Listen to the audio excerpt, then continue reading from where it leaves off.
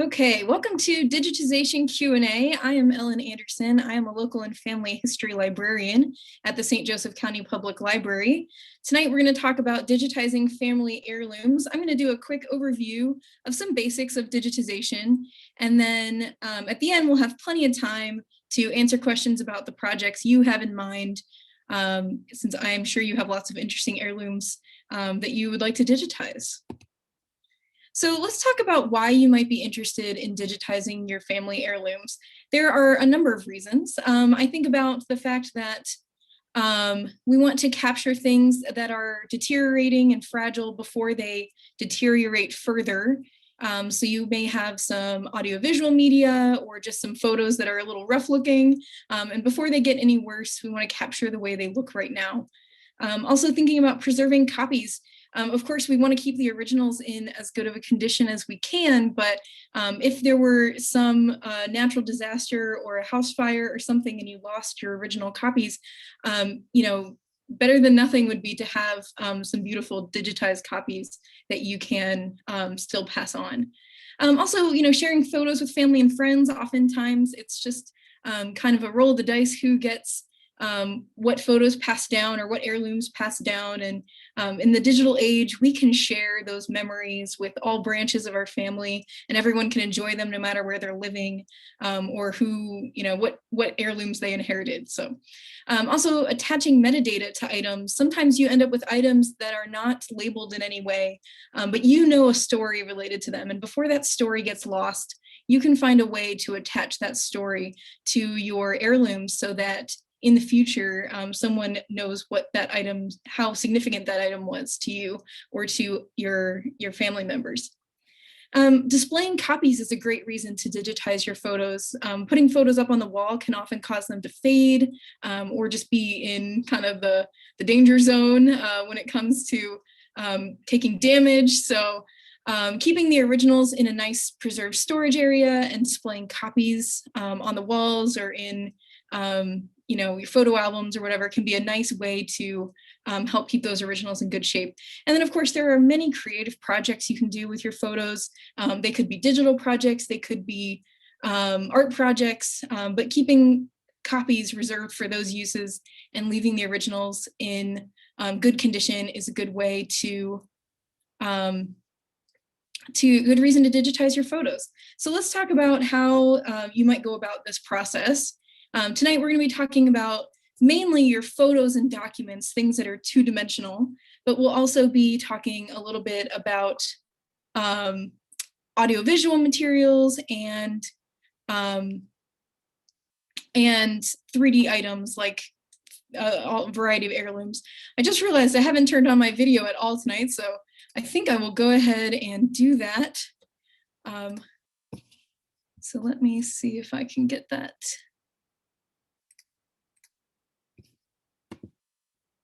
Okay, hopefully I'm not covering up any of your screen.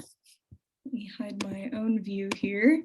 Sorry, I didn't mean to be a disembodied voice here. So let's move on. So digitizing your heirlooms, some basics of digitization. Here are the steps we're going to go over tonight. We're going to talk about how to select equipment, determining the specifications for your scanning, organizing and describing your files, backing up your work, and then creating and sharing. So first, let's talk about selecting equipment.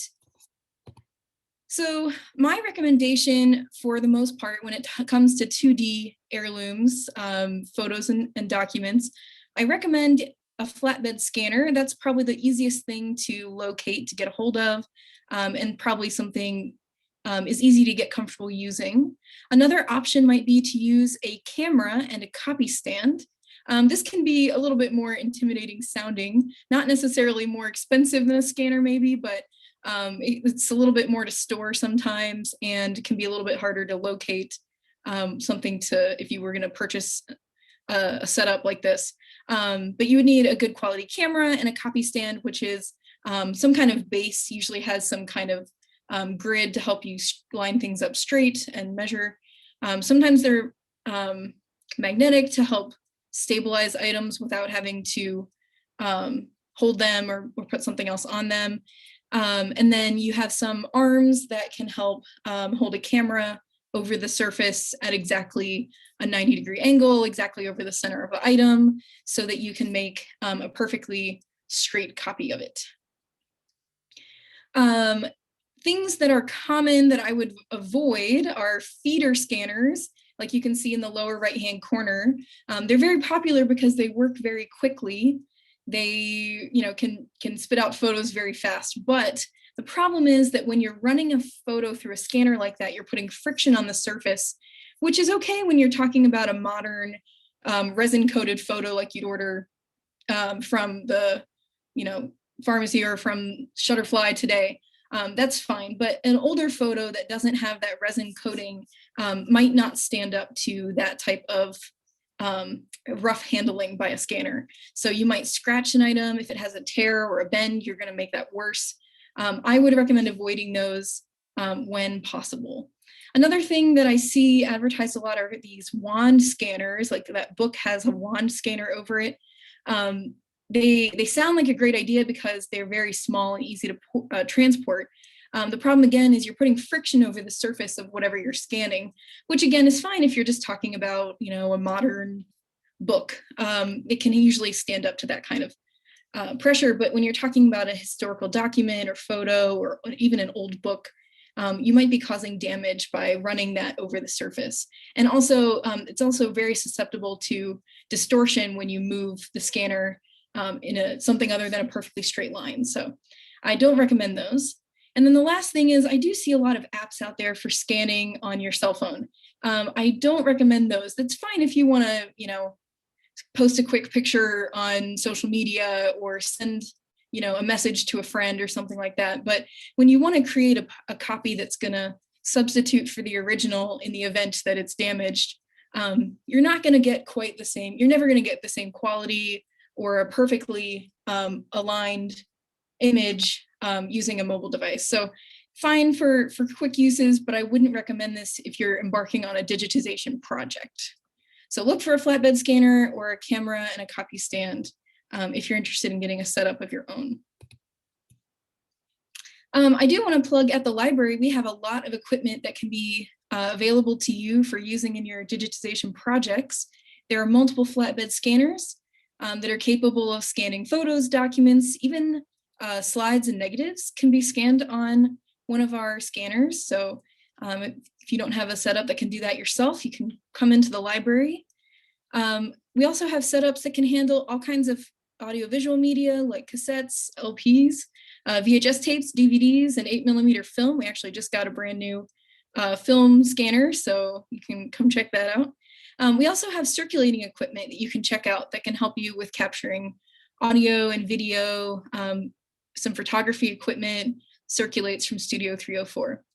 And then even if you're scanning on your own and you want to embark on some kind of creative project or editing and retouching your photos, there's lots of equipment and software at Studio 304 to help with that.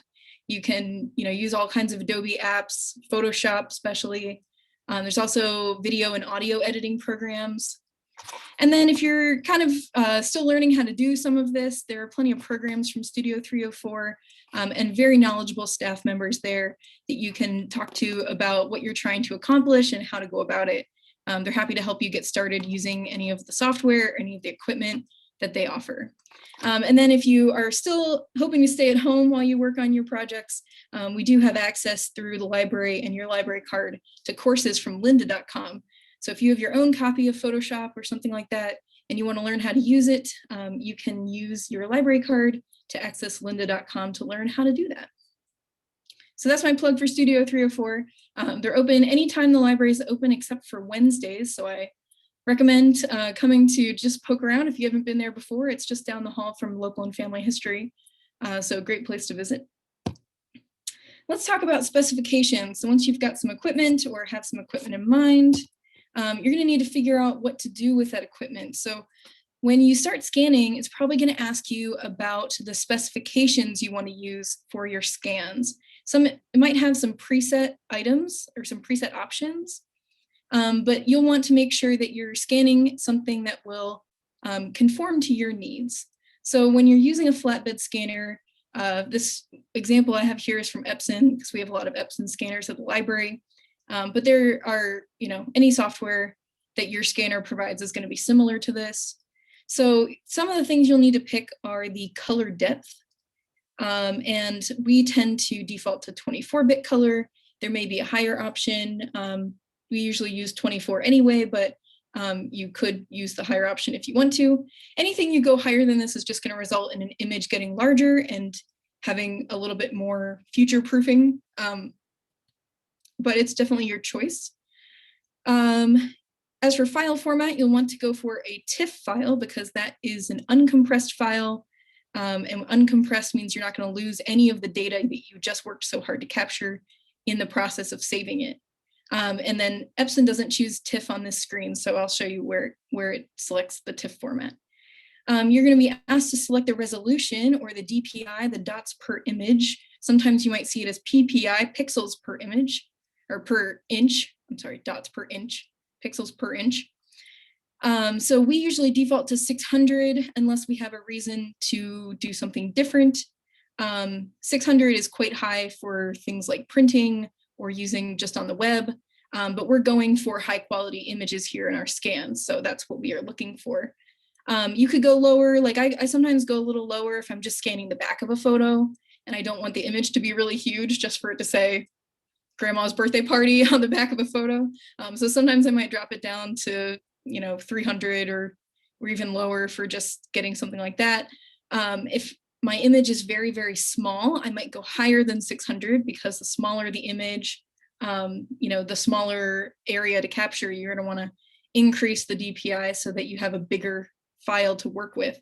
The bigger your DPI, the bigger your pixels, your dimensions of your photo are going to be on your screen. And that gives you more to work with in terms of editing. It lets you blow it up. So you could, scan a really tiny photo at a really, really high DPI and it could be big enough to put on a billboard. But 600 is usually good. I might go a little bit higher for something that's very, very small. And I might go higher I would definitely go higher if I were scanning film. I might start at 1500 and go up from there for film. And then it's going to give you, your scanning software will give you different options depending on what kind of adjustments it can make. I usually recommend avoiding all of those options. The only thing I would make an exception for is if you're scanning something like out of a newspaper or a book where it was printed with a dot style printing. Sometimes the computer screen can interpret those in a way that looks really unusual.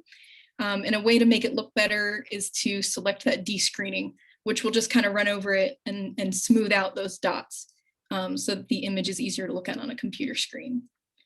Like I said, I would avoid any other types of correction tools offered in your scanning. In the lower right-hand corner is a little file folder icon, and that's where Epson allows you to choose your formats, your file names, and your saving location. Of course, like I said, every scanning brand will have a different way of doing this.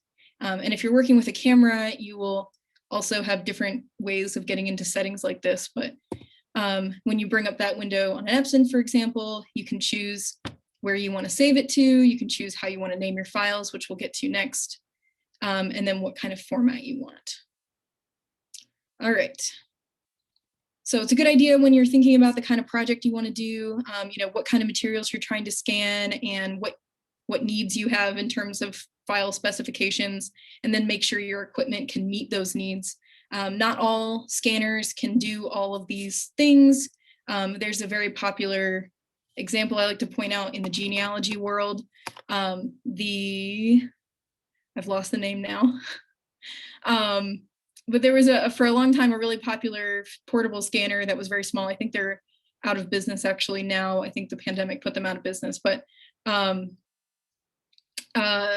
it wasn't able to scan TIFFs. It wasn't able to scan at 600 DPI. And it had such a small scanning screen surface that anything larger than a 4x6 photo, it couldn't handle. So, think about those kind of things when you're picking equipment and picking specifications for the project you want to work on. Okay, organizing and describing your files. And what organizing and describing really means here is how you're going to store them in folders on your computer and how you are going to name those photos. So thinking about a system for naming, it's easy to just get started in naming everything scan 1, 2, 3, or image 1, 2, 3, like your system defaults to. But if you have a big scanning project, that is going to get out of hand very quickly. When you can't find what you're looking for anymore, or 3 months down the road, you've forgotten, which photos are which. So really important to think about how you're going to set up your naming conventions before you start. And of course, this is going to be totally up to the individual. I've seen lots of different ideas out there about how to do this. I'll show you my example in just a minute, but think about taking into consideration a number of different factors and how your system will help you with those. So first thing, you're gonna have to think about how you're naming folders and how you're naming individual files. We're gonna talk about keeping your masters versus your edits. So you're gonna wanna think about how to distinguish those. Once you start making copies of the same item, how are you gonna note those? And how are you gonna incorporate different types of media? Are you going to have the same type of file naming? Are you going to differentiate between those things? When you're scanning video and audio and photos and documents, are those all going to have the same type of naming system, or are there going to be differences? So things to think about. Let me show you my example. I've put together this example in the pattern that I used for my own scans, but also in the pattern that the library uses. This is how we go about naming things in our own system. Of course, we're doing a lot more than just a few generations of family, but the same ideas apply. So the way I do it is, in my system, I have 4 main folders for each of my grandparent surnames. Seems like a good way to divide things up. You might choose to do something different. And I named those the collections. So for example, here we've got like the Jones collection, the Smith collection. Within those, I then create subfolders for every surname that's an offshoot of that grandparent line. So, you might be doing a lot of research and you might have 15 surnames that go under one of those collections. So I've just chosen to list them in alphabetical order as I find materials to scan. They'll just be dumped into whichever of these 4 collections they fit under. So we've got, for example, here a number of surnames, and I've put those in all caps.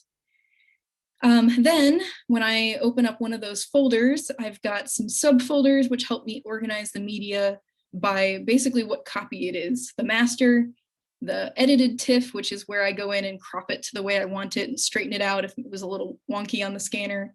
And then my JPEG copy, which I use to share. And then I also have a folder in there for media because I've recently started scanning a bunch of video files, VHS tapes, and audio cassettes. So now I'm entering all these media files, and the way I've chosen to deal with those is to give them their own folder separate from all of my images and documents. So that's the way I've decided to do it. As you can see, those sequential numbers on those files have an M before the sequential count. That is then M to denote the master copy. That's the original scan. I don't do anything to that. I leave that alone. But I do like to go in and straighten them out and crop them, and that I will take off the M to indicate that I've no longer have a master copy. And then I might use an E afterward, or an edit 1, edit 2, edit 3 to denote, when I start going in and making all kinds of things with it in Photoshop.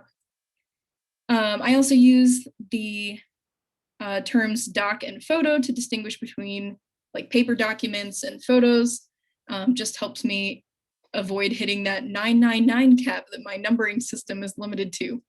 So you might need to think about that as well. My scanner defaults to using 3 numbers, so I just found a way to divide it up that would help me have a longer time before I hit that 999 number. Okay, so that is how I do my naming. Like I said, this is just one example. You can come up with your own system. Maybe you've got an idea for a naming system and a folder system that is better than this one. I'm sure there are lots of ideas out there on the internet about how other people have solved this problem. But just, keeping in mind the kinds of problems you're going to run into as you expand your scanning project, and how your system will help you overcome those. Accounting for those now can help save a lot of headaches in renaming things later. Something you're going to run into also is storing the metadata. Like I said, I like to scan the back of my photos, but that doesn't always help when I've got 2 different files and I still need that information to stay with the image.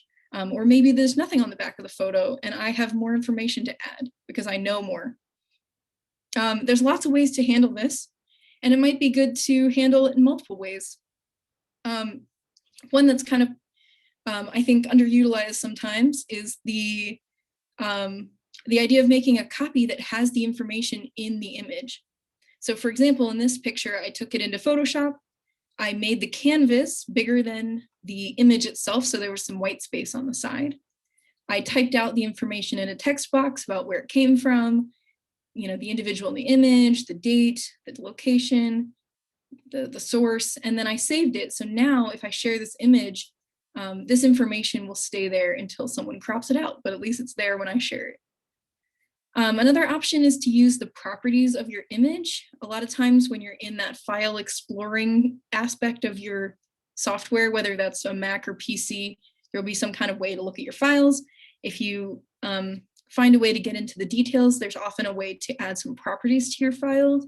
For example, on a Windows, I can right click, I can go into properties, and I can go into the details tab, and it gives me a place to add the title, the subject, tags, information about when it was taken and where it was taken, things like that. This is nice, but the problem with this system is that not every time you share this photo will that data travel. Some systems can't handle transporting this data, so when you share it, you might lose it. It might not travel with the photo. So it's nice to do, but it's not the only thing I rely on, especially because it's also sometimes hard to find, hard to get to, hard to read. As you can see here, it cuts off a lot of that comment. It's just a little bit cumbersome to deal with it this way, even though it feels like this should be the best way to do it. I think maybe the best way to handle it is using a spreadsheet. Excuse me. This might be the least intuitively linked, but it gives you the most freedom, I think, in the way that you record information. So creating a spreadsheet in your system of choice, listing the file names, and then use the rest of the columns to list out as much detail as you want. Names, dates, places, descriptions, etc. Anything you can think of, you can list in a column. So the nice thing about that is you can take that spreadsheet and you can share it multiple places. You can store it with your backups so that it doesn't get lost, just like your images. There are also some services out there that can do this kind of thing too, very similar to my first example of putting the data on the image. There's a system called, or a program called Memory Web. I think it's a subscription service, and it allows you to do basically this. They have a template and you just fill in the information and it will lay it out on the image. And I think it has a few options of how you can do that. So that might be nice. I think it's not necessarily necessary if you can find another system to do that without paying for that, but it's an option there if you're interested in that. So then we've done all this work and we don't want to lose it, so we need to back it up. And the philosophy here we use in archiving and libraries is locks. Lots of copies keep stuff safe. So that means that the more places we can share our digital work, our physical copies, the less likely we are to lose it if there's some kind of issue. So if you've got copies of your photos shared at all of your relatives' houses and there's a fire at your house, you can go to your relatives and you can get copies, or you can make new copies from theirs. If you put your all of your backups onto a cloud service and there's a tornado through your neighborhood or a flood and your computer is destroyed, you can recover that backup because it wasn't in your area, which is the nice thing about this. So we like to find lots of different methods for getting copies out there. You could just share digital and physical copies with your relatives, with your friends. You might want to consider investing in an external hard drive. That usually will save you, at least from your own computer's hard drive failure, having a backup in your house on a different hard drive. You can just plug that in and dump it onto your new machine. Something that was more popular prior to the existence of cloud services was putting all of your stuff on a hard drive and sending it out of your area, so that if a natural disaster came through your area, at least someone outside of your region had a backup. And I used to do that with my dad, actually. We would swap hard drives across the Midwest. And then the most popular, probably current option is to invest in a cloud backup service. Of course, I also wouldn't make this my sole plan either, but it is a very convenient addition to the options. So investing in a cloud backup service, especially something that's going to run automatically and provides options for, catastrophic recovery. Usually it's nice if you just accidentally delete a file to be able to go into your cloud service and pull a copy back, but you also need to think about how you're going to get everything back from your backup service in the event that it's necessary. So look into that when you're picking a service. And then the last part of digitizing is the creating and sharing. And I don't do a whole lot of this, admittedly, but the principle here is to always keep that original untouched, meaning that when you make something new out of your photo or you apply a change to it, an edit, a correction, that you use that save as button instead of the save button. Make a new copy so that the original stays untouched. And then, of course, from there, as long as you're going to do that, create and share to your heart's content, share with your family and friends. And then just, there's lots of that software in Studio 304 that can help you if you want to try doing some retouching of a damaged photo or, making a new project with it. Digital scrapbooking, that kind of thing is really popular. So here are some of my very weak examples of what I've done with some of my scanned photos. Like I said, I don't do a whole lot of creative projects with my photos, but for example, I've put together a slideshow about one of my ancestors and I narrated it and I put it on YouTube. I've restored damaged photos. I've done some collages for Mother's Day, I think this one was. One nice thing you can do is, when you've got a huge group photo, you can throw text on top of the image to identify everyone. And then last one's an example of I took the back of the photo and the front of the photo and made one image out of them. So when I share it on Ancestry, that information stays with the photo. So those are just a few very simple examples of the kinds of things you could do with your photos once they're scanned.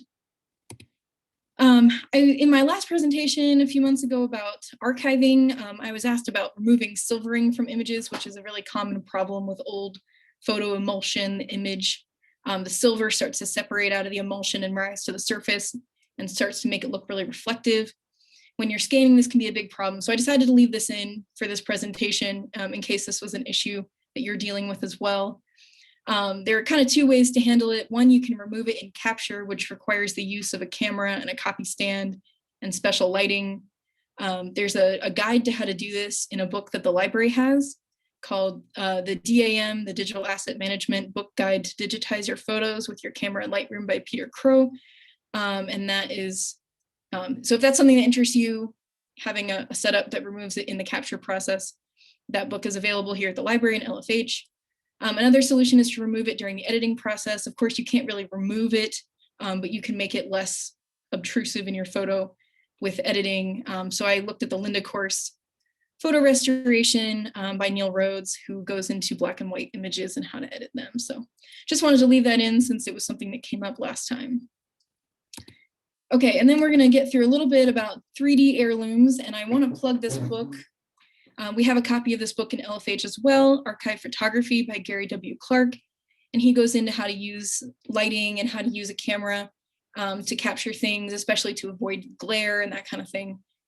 So just some tips for that would be to find a high quality camera and a tripod because you want to keep it stable, using a neutral background, and then taking the time to adjust for lighting so that you get bright lighting, but that it's indirect lighting so you're not causing glare. The Studio 304 does have a photo box and tripods to check out. So if that's a project you're interested in undertaking, trying to photograph, photos that you can't take out of frames or all kinds of, 3D objects that you've inherited. I know I have a bunch, I have my second great grandmother's egg basket. So I might set that up for a photo so that I can put a story with that photo and make sure that even if the basket gets lost, the story's there about what this was for. If you're determining specifications, you're going to want to make sure you look into how to use the highest available settings on your camera. For any type of camera shooting, even when you're doing a copy stand setup, you might want to look into learning about how to use raw photos with your camera, which is basically exactly what the camera captures without converting it to any image format. It's all the raw data that comes from your camera, with what it captures in its lens. So that can be, the highest quality version of your photo, as long as you have software that can display that and convert that to other forms. And then of course, you're going to want to use a TIFF photo or TIFF format where possible. And then the rest of the principles are the same, organize and describe, back up your work, and create and share with it. And the same thing is going to apply to audiovisual media. Of course, there's lots of formats here, so it's hard to, give one size fits all advice for audiovisual media. But when you're selecting equipment, you might want to look into what kind of equipment you'll need for each format. If you've got a lot of things, it might be worth investing in your own setup or hiring a professional. If you've got a smaller project or are willing to put a lot of time in, Studio 3 or 4 has setups to do all of these things. When you're determining your specifications, you'll want to figure out which formats for your type of media are available that are lossless. Lossless is, the same idea as uncompressed. You're not going to lose any data when it's converted to a file format. With video, MP4 is a popular format, although there isn't really a standard accepted format for video and audio in terms of preservation. Every organization has its own preferences. So unlike scanning, where TIFFs are pretty widely approved as the standard format, video and audio, it's a little bit less so. But you'll want to think about, formats that have wide acceptance across Mac and PC and are not tied to a specific software, so that you don't lose them when, a company goes out of business. For audio, WAV is a popular one, although, like I said, again, there is no, widely accepted standard across the library and archiving world, so still kind of have to make a decision on that one. And then using high quality settings where you've got the options, but just pay attention to what that means for the file size. Audiovisual file sizes can get out of hand very quickly. I've got video files that are several gigabytes a piece. So just, be careful to think about what you can handle storing on your system, how much storage space you have and how much you're willing to devote to these kind of projects, and then, how much volume you have to digitize.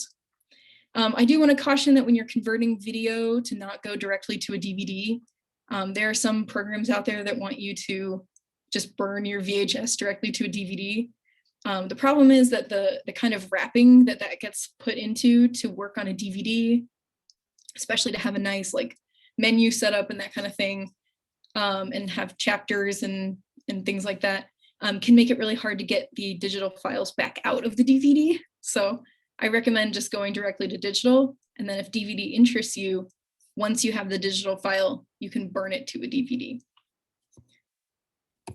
And then the same things generally apply as well for organizing, describing, backing up, and creating. Just be aware, like I said, audiovisual creates very large files a little bit more quickly than a flat media can. So just plan ahead when you're talking about digitizing large quantities of AV materials.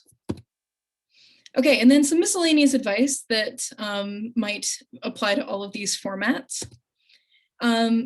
It can often be worthwhile to look into hiring professionals to digitize your items for you. So you might see advertisements out there for all kinds of companies that do, video conversion or scanning in high volume. This can be tempting if this is, a trade-off you're interested in making for cost versus convenience. But I would caution you to be really careful into researching what kind of services they provide and how they undertake the process, because not all of these companies have an eye towards the high quality preservation type copies that we're talking about here, where the DPI is very high, and we've made sure that we're using good specifications and that we're using good quality equipment. Not every company, thinks about that. Sometimes it's just to have a thing to share, and that's all they think about. So just be careful who you select you might want to find out before you pick a company, you know, what equipment do they use? What kind of file specifications do they use? Can you have those specifications adjusted if you don't think that they're quite up to your standards? And then will the files be compressed in the transfer is something that I would really make sure of if they're going to deliver them to you over the internet. That's kind of a popular way to do it, have some kind of link to some kind of online cloud service that you can download from.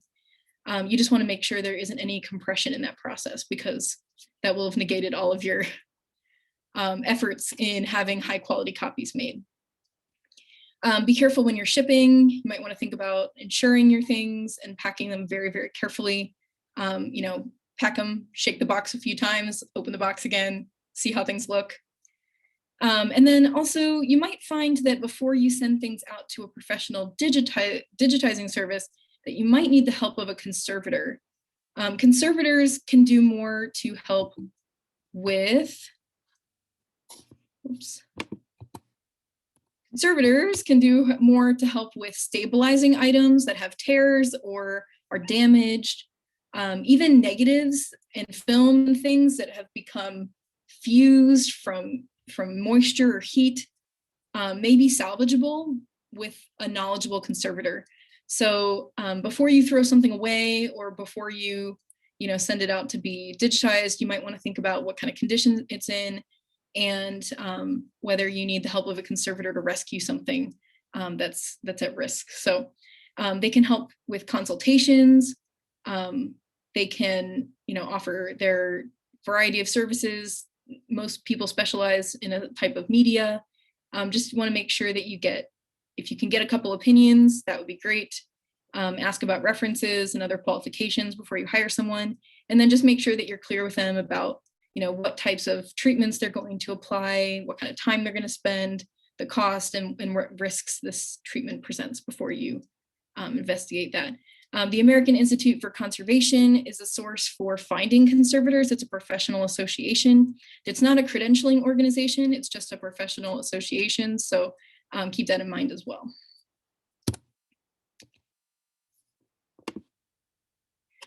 LFH has a number of books in our collection related to preserving and digitizing. So if you have an interest in reading up more on the subject, we'd be happy to suggest some books for you. I already mentioned that archive photography. Gary Clark has a series about other types of media, as well as dating photos and things like that. Excuse me. We also have, I mentioned that digital asset management book for digitizing photos, and then a number of other books on our shelves as well.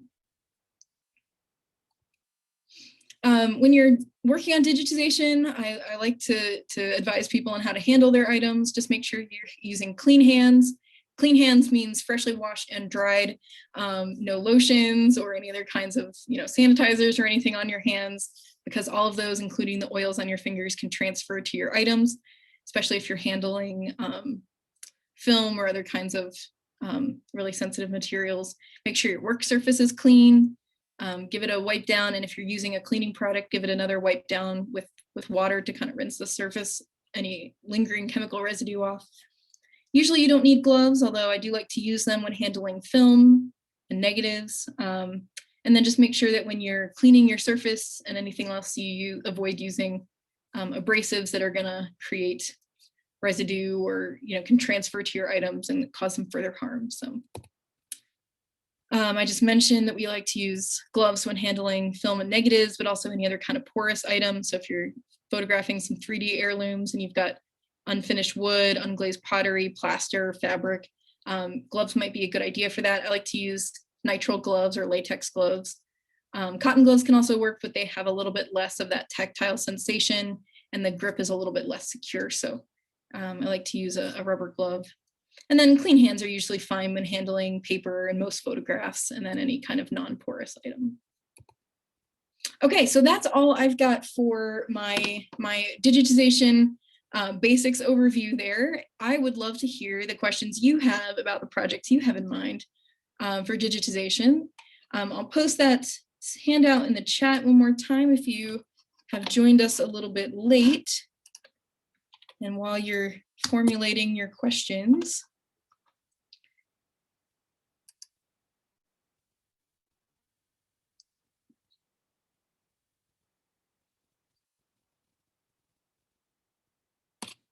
anybody has any questions, feel free to post those in the chat. Maybe while you're thinking about your questions, I'll do a little bit of a plug for some of our upcoming events. Maybe I'll give you time to type and to think. We do have a few upcoming programs, especially in Studio 304. There'll be a good time to join them. Tomorrow evening, they have a program on cameras for creators, and then coming up at the end of July, they have one on video editing. So if you've got a video project, digitization project you'd like to start working on, video editing might be a good program for you. And then I don't have it listed here, but they also have their Creator Cafe is a weekly program of people who are doing creative projects with media of all kinds, whether that's, new recording or digitization type programs, or, activities, anything related to just creative work in the technical digital space. They have a Creator Cafe, which is their just discussion group meeting gathering. We have our own genealogy discussion group on Thursdays, first Thursday of every month from 12 to 1. We're hosting those on Google Meet. We hope to bring them back in person once we get back to the main library in the fall. And then something that's starting in July and will be available through September is there will be a self-paced exhibit in Howard Park about the industry on the river, and that will be a history walk. So there will be some signs throughout Howard Park sharing some history of industry on the river in St. Joseph County. Well, I still don't see any questions, but I'm happy to stick around if you're still thinking. And of course, if you think of anything at a later point, the contact information for the Local and Family History Department is on your handout. So you're welcome to email us, call us anytime. I love to advise on any kind of digitization or archiving type activities. So one of my favorite things to talk about. So if you do have something in mind or something comes up in the next few weeks, months, feel free to get in touch with us there as well.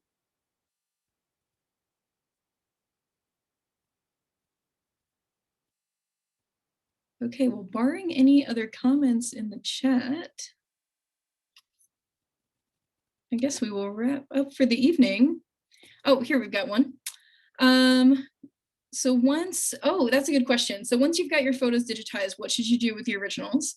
So really your focus here, I usually say the focus is on what's immediately touching the item. And then of course we work out from there. So I would focus on having originals stored in something that is acid-free and is, if you're going to use plastics like sleeves or anything, make sure that you're using inert plastics. Those are available from reputable archival supply dealers like Gaylord Archival, Hollinger Metal Edge, University Products is another one. They sell products to libraries and archives like us. So there are options. There are paper sleeves out there. There are plastic sleeves. With photos in good condition, you can even sometimes just stand them up next to themselves, and they'll be okay that way as well. With photos, it's actually best to store them standing on the edge as long as they are straight up and down and all supporting each other. That sandwich of adjacent materials can help support the weight of the surrounding ones. But that's better than actually laying them flat on their sides and having a large stack weighing on top of them. You can cause some damage on the bottom layers that way. As long as you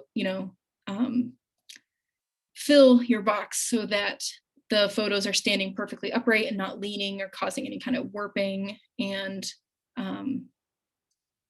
that can be a good way to do that. Finding photos online. Oh, that's a good question. Really, if you're talking about finding like photos of your family or something, the answer is anywhere, and trying a lot of sources and a lot of different keywords, just to see, make sure that no one else has, that someone else has shared something that you're looking for. It can be really hard to verify that a photo you found that's tagged of an ancestor is a legitimate photo, of them. One way you can help do that is to potentially date the photo. I see a lot of photos misattributed by date. We have a number of books in the library about dating photos based on clothing, based on hairstyles, based on the style of the photo and the way it's printed. That can be a start. Otherwise, it's just maybe a matter of getting in contact with the person who shared it and kind of vetting their what they've said about it and in comparison to what they know about their family. Oh no, people digitize their photos and throw away the originals. I think that hurts me a lot to hear. I don't like that idea. However, I can see, there may be a few circumstances here and there where I allow that could be necessary. If the option is to digitize them and throw them away, or to throw them away without digitizing them, I guess I would take the first option. I also hear sometimes about people having photos that are unidentified, or that they inherit from relations they don't feel, don't have any familial, real, like, what am I trying to say? A connection that they feel desired to keep the photos from, or they've, gathered photos from another source that's not related to their family, and sometimes digitizing them and getting rid of them because they just can't justify storing them. I don't recommend that route if you can avoid it, but I guess you have to make the decision about what's best for you. Ancestry Library Edition will continue to be available from home until the end of December. They have been very, very generous in extending that offer through the end of December. So if you haven't taken advantage of that yet, thank you, Margaret, for the prompt to plug Ancestry Library Edition from home. Very, very special opportunity to use Ancestry, basically the World Collection, from home. You can log in through the library's website with your library card and your PIN, and you can have access to Ancestry Library Edition, normally only available from inside the library. Very, very generously offered to us from home through the end of December. Anything else?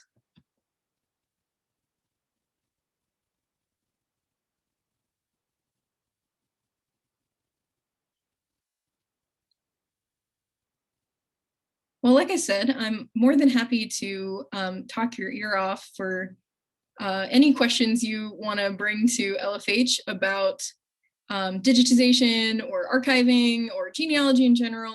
We're around here at LFH for those kinds of questions, more than just books and microfilm. We're happy to help with whatever you're doing with your family genealogy. So if you have anything else, you know how to get a hold of us. Let me share our contact information once again, and I've totally forgotten to share with you a survey for which your feedback would be greatly appreciated in helping us plan new programs, upcoming programs. We're headed back to the main library in the fall, and we're thinking about what kind of programs we're going to offer there. So if you have burning questions you'd like answered by programming, we'd love to hear about it. So if you can let us know, we would really appreciate that. And thank you so much for joining us. Have a great evening, everybody.